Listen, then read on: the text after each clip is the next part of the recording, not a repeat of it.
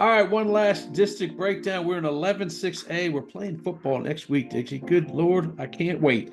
But there's no sense in not ending this campfire on the most prestigious district in North Texas, 11-6A, two state champions in it, tons of playoff possible teams here, but only four are going to make it. First, let's just start off with Duncanville and DeSoto because, boy, oh boy, especially with DeSoto, the rich keep getting richer. Heck, we had one kid from St. John Bosco a couple weeks ago make a big old announcement about how he's transferring with graphics and everything over to DeSoto. So DeSoto's getting more players flying in. I'm sure Duncanville has as well. Just talk to me about what you think about those two teams and how much better they have gotten over this offseason. I know one of the debates, and we might even start our podcast out with it, is DeSoto versus Duncanville. Who is the better team right now? Because pretty much everywhere who's doing rankings, you got them 1-2 in some variety, and both of them are pretty much the consensus picks to repeat as state champions and the favorites to do that. And since DeSoto has opted up from 5A to 6A, they're guaranteed to be Division 2. Last year, Ward, we're talking about if this happens or this happens, you could see DeSoto end up in Division 1. It's none of that this year. They're definitely in Division 2. Duncanville is definitely in Division 1, so they're going to be separated. For my eyes and what I'm seeing, it just seems like DeSoto has more top line depth than Duncanville right now. Duncanville has a lot more questions. Duncanville does have the flashier recruits. They got the number one quarterback in the nation in Keelan Russell, but it seems like DeSoto's got better in just about every other position. And right now, I saw an article in the Morning News a couple of weeks ago that they haven't even come out and said who their quarterback at DeSoto is. Is it going to be Keldon Ryan, the three-star Virginia Tech commit, or is it going to be Legend Hal, the Bishop Lynch transfer who's coming in over there? Samples is kind of keeping, or Mathis is kind of keeping everything tight-lipped over there. Not going to let you know who that quarterback is going to be. But I mean, Tiger Wright and Ethan Feaster, Dalen Singleton, Byron Washington, the biggest offensive lineman in the state of Texas. They have all these players coming back. You got players like you talked about from St. Bosco coming on and doing reveals Announcements. like, well, I'm going to go to DeSoto now. And last year, you had Sale Reyes and Keelan Abrams and just so much talent over at DeSoto. How can you pick against them? So for me, they are my pick in this district, and I think they are the number one team. But Duncanville, I think if you would have asked me last year if Duncanville and DeSoto would have had a rematch in week 17, as disrespectful as it might have been to DeSoto, I probably would have picked Duncanville to come back. I felt like they just had a bad week that week, and I think if they would have gotten things going, they would have beat DeSoto that year. This year, I think they are a clear number two to DeSoto. The running back is going to be, who's going to replace Caden Durham?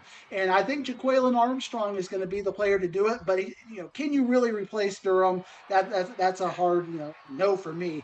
But you do got DeCorian Moore, you do got Keelan Russell, Ison Tias, Nate McCoy. I mean, they could just not run the ball and probably be fine this year. Just Zachary Turner is a breakout tight end. The defense is going to be as good as ever with Tyron Pauley and Kevin Ford. Kevin Ford is getting all kinds of recruiting buzz this year. Somebody's got to replace Colin Simmons. Yeah. So I think that Duncanville is a solid number two and probably a pretty consensus favorite to repeat for a third straight year. Yeah, you said who's going to pick against DeSoto. You can say that for 16 straight weeks. I don't know if there will be a time that you pick against them ever, to be honest, in the playoffs. I can't see anybody in the state that's going to beat them in Division 2. That leaves two other playoff spots. Diggsy, who do you got in those two spots? At least two spots, and really, at the beginning of the season, I would have said five teams that could have legitimately filled that out. With Skyline was looking good, Mesquite Horn was looking good. You got Cedar Hill, Lancaster, and Waxahachie all vying for that. Cedar Hill has gotten a lot better in the offseason. We talked about last week that North Forney quarterback Tamarian Crochet, who threw for over 2,000 yards last year, is over at Cedar Hill. So now they got that quarterback situation answered. They got the triplets, the three offensive linemen who are all going to Texas. So they're probably going to have the best offensive line in this district. Cedric Castleberry at your running back. I mean, this is a loaded team. Cedric Mills at wide receiver. Yusuf Thomas, a really talented DB. Carlos Porter, a really talented linebacker. So they got players on both sides of the ball. I think talent for talent, Cedar Hill is probably going to slide in at number 3. But now you got a really big debate for number 4, Lancaster or Waxahachie. And I've heard you debate this before. I've heard you I've debate had that this. debate. And Lancaster just continues to impress me and increase their stock. It's like every time I go over to their recruiting page, they got somebody else who is committed to another high-end college. Carter Jones got a lot of very valuable experience last year. I know, Ward, we talked about their crazy two-headed monster last year repeatedly. It's just Carter Jones' baby now. It's his game, it's his team, and I think that's going to help them out. They got Emmanuel Choice, a really talented wide receiver.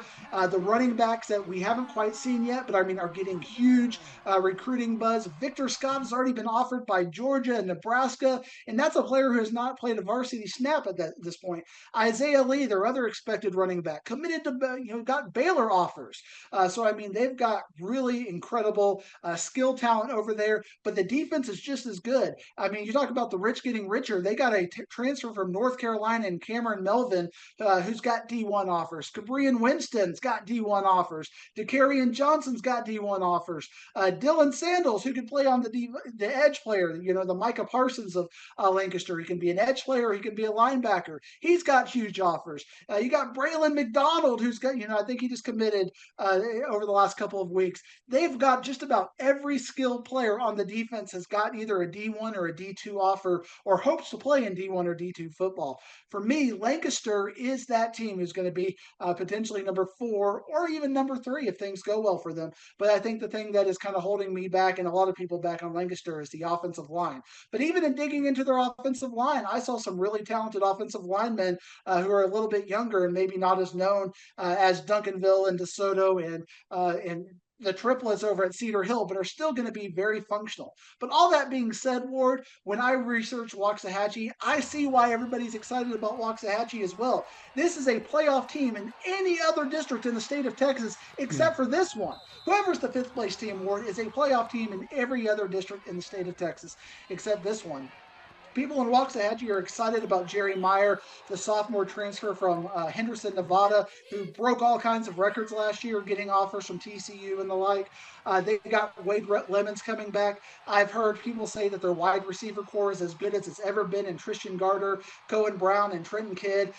Everybody in Waxahachie is talking about Carmelo Clausen as a breakout player on the defensive end. Jacob Irvin, Kate Pointer. They've got some really good talent, but everybody on this team's got really good. Everybody in this district board's got really good talent. There's going to be a team that's got 10 college players that will not make the playoffs. That's crazy. That's crazy. That's crazy. And by the way, 23-6A would like to say maybe they wouldn't make it in their district because that's the district where they go 4-2. Would not beat any of those 5 teams. King, I don't know. They came up here. They're not going to beat any of those 5 teams. Yes, Atascocita and Summer Creek and North Shore would probably. What about CE King? What about it? Nope, they're done. All right. They're done. That's a different podcast. And they'll do Houston more than I can tell you. CE King wouldn't do this. All right. Well, we got 3 other teams to talk about. And Mesquite Horns probably got, we talked about the triplets, but they may have the best lineman in this district with Lamont Rogers. And they're on the who's he blocking for? Yeah, exactly. Who's he going to be blocking for? I don't know. And Markel Ford, the really talented safety, who I did check, his Twitter page still says he is over there at Mesquite Horn. And Mesquite Horn would have been a team that I would have thought, if they were still in this 10-6A alignment from last week, if they were part of that districting, would have been a team that would have made the playoffs in this district. They got tamed. Skyline was a team that I thought had a really good chance to step up and make it to that next level. But again, with this district, it's hard to make it. Tramel Minter is a really talented running back that they've got coming back. What about Bo Barnes, the really talented linebacker, RJ Clarkson? We could have a highlight reel on Skyline, and they're kind of just a team that I've got as a 6th place team in this district. And poor Mesquite. Mesquite High, the Skeeters used to be, the team we would always be talking about when we're doing our campfires in the year 2000. Back, you and I would just sit there as much younger versions of us and talk about Hanby and how great it is. But Preston Jackson and Xavier Davis are 2 really young wide receivers that I'm excited about with Mesquite. But in this district, Ward, they're going to get overshadowed. Give me your 1 through 8, and then we'll start getting ready for this season. I'm ready, Ward. I'm ready to dig for wisdom after this. But number 1, your DeSoto Eagles. Number 2, Duncanville. Number 3, Cedar Hill. Number 4, Lancaster. Number 5, Waxahachie. Number 6, Skyline. 7, Mesquite Horn. And 8, the Skeeters of Mesquite.